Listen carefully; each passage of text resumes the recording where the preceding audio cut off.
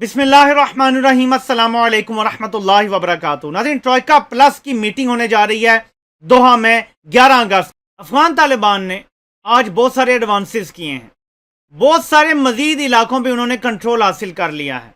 ये नाज़रीन हेरात शहर की तस्वीर आपके सामने है। ये अफगानिस्तान का तीसरा बड़ा शहर है। आज यहाँ पे घुमसान की लड़ाई हो रही है।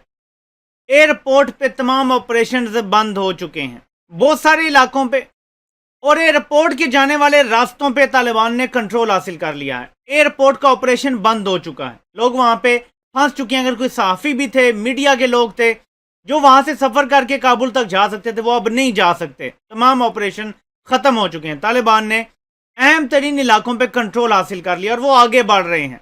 जो अफगानिस्तान का सूबा हेलमंद है, उसका जो इलाका है लश्करगाह, वहां पर भी तालिबान ने कंट्रोल हासिल कर लिया और वो तेजी से गवर्नर हाउस की तरफ बढ़ रहे थे कुछ टाइम पहले। और अभी ये खबरें आ रही हैं कि उन्होंने गवर्नर हाउस का कंट्रोल संभाल लिया है। अभी ज़ाहिर है ये खबरें इतनी फ्लुएंसी से नहीं आती इनके सोर्सेज, लेकिन अब तक जो पता चल रहा है उसमें यह है कि उन्होंने गवर्नर हाउस पे भी कब्जा कर लिया है। अफगान फोर्सेस तालिबान के आगे हथियार डाल रहे हैं मुख्तलिफ इलाकों पर। ये आज की मैं आपको बात बता रहा हूँ।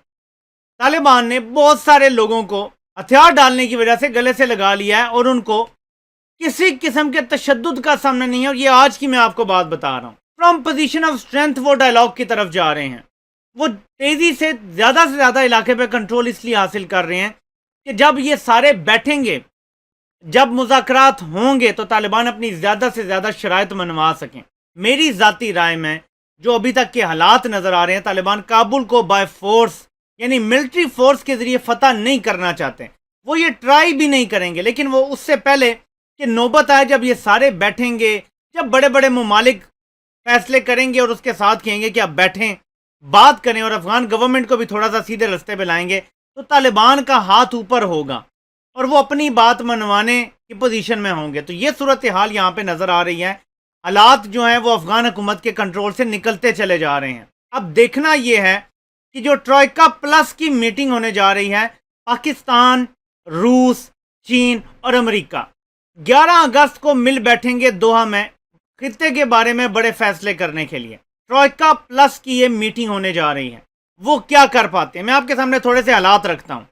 अफगान आर्मी के ब्रिगेड कमांडर तालिबान की कैद में हैं और जहां पे ये लड़ाई जारी थी वहां पे अमेरिकी एयरफोर्स ने भी अटैक्स किए हैं। इसके बावजूद तालिबान ने उनके ब्रिगेड कमांडर को गिरफ्तार कर लिया है। सोचें उनके कितने एडवांसेस हो चुके हैं उस इलाके में। इसके बाद चलते हैं अगली खबर की तरफ।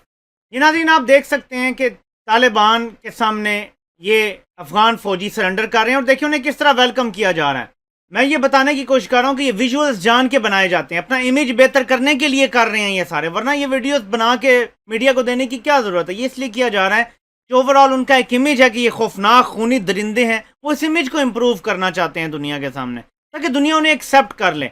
ये पोलिटिकल मूव है तालिबान की तरफ से कि जब फौजी सरेंडर करते हैं तो वो वीडियोस बना के वो बड़े खुश दिली से हम गले लगा रहे हैं। तो ये इस टाइम ये चल रहा है। अगली खबर की तरफ चलते हैं।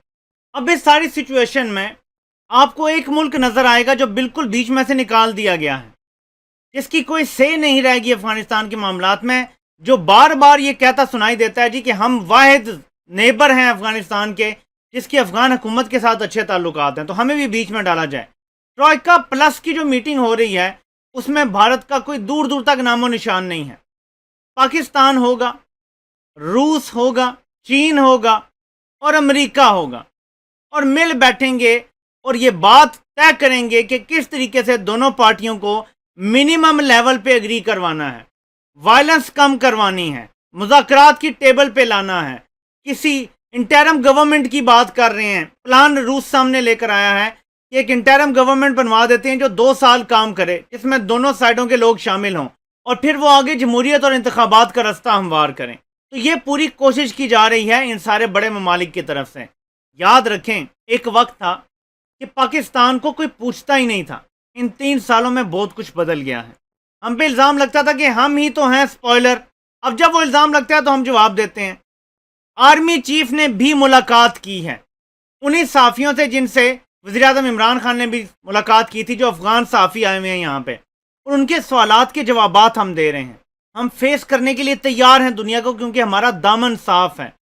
इसलिए हमारी वो जगह बन रही है, वो मकाम बन रहा है दुनिया में जो हमें 20 साल पहले मिलना चाहिए था, क्योंकि हमने दुनिया के लिए इस जंग में शिरकत की थी, तो दुनिया को हमें एक्नॉलेज करना चाहिए था, पाकिस्तान की कुर्बानियों को रिकग्नाइज करना चाहिए था, हमें इनामात मिलने चाहिए थे। उल्टा हमें दहशतगर्द करार दे दिया गया।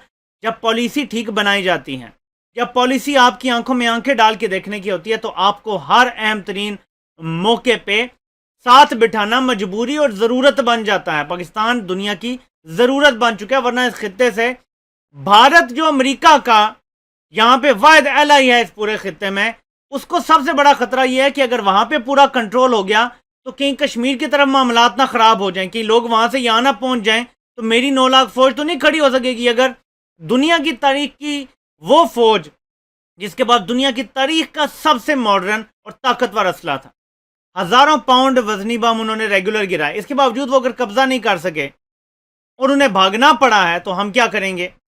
हम तो निहत्ते उनसे नहीं लड़ सकते कश्मीरियों से। तो ये सूरत हाल है जिसमें पाकिस्तान इंपॉर्टेंस इख्तियार कर चुका है। खित्ते की सूरत हाल तेज़ी से बदल रही है और आने वाले दिन बड़े इंपॉर्टेंट होंगे। तो ये ट्रॉयका की जो मीटिंग होने जा रही है, ट्रॉयका प्लस की 11 अगस्त को, ये बड़ी इंपॉर्टेंट मीटिंग होगी। देखते हैं इसकी क्या आउटकम होती है। उम्मीद है कि अमन की तरफ कोई रास्ता निकल के आएगा। आपसे इंशाल्लाह मुलाकात होती है। अल्लाह पाक सबका हामी नासिर हो। सबके सुनने का बहुत बहुत शुक्रिया।